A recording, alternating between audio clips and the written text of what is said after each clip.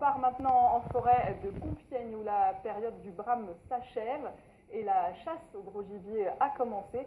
Avec un changement cette année pour les titulaires du permis de chasse, le prix du bracelet pour abattre un cerf a chuté dans l'Oise. L'ONF espère ainsi réduire la population de cervidés qui endommagent les jeunes arbres. Christian Mirabeau et Benoît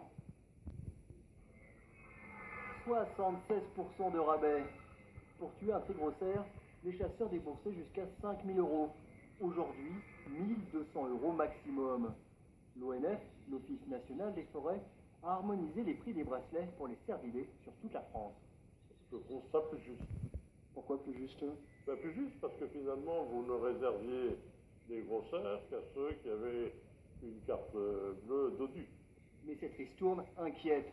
Les défenseurs de la nature dénoncent déjà une forte baisse de cette population en forêt de Compiègne.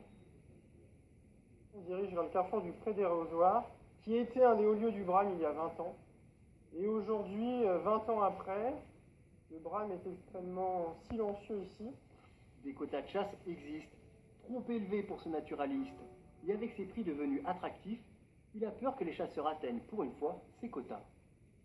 Il y a une volonté affichée de l'ONF non pas de faire disparaître le cerf, mais d'amener les populations à un niveau extrêmement bas, qui pourra par contre, à très court terme, dans les quelques années qui arrivent, poser quand même la question de l'avenir même de la population.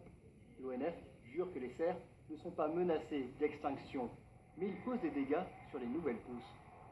Vous êtes en présence d'un chêne donc justement, qui a été consommé, ce qu'on appelle abruti, dans le jargon technique. Et donc cet arbre-là ne pourra pas devenir un arbre d'avenir et donc ne pourra pas être proposé à la filière bois française. Or, le commerce du bois représente 70% des revenus de l'Office, qui du coup priorise la régénération de la forêt. Avec nos partenaires, on s'est mis d'accord justement pour que, par exemple, sur la forêt domaniale de Compiègne, il y ait une baisse de population, ça c'est clair.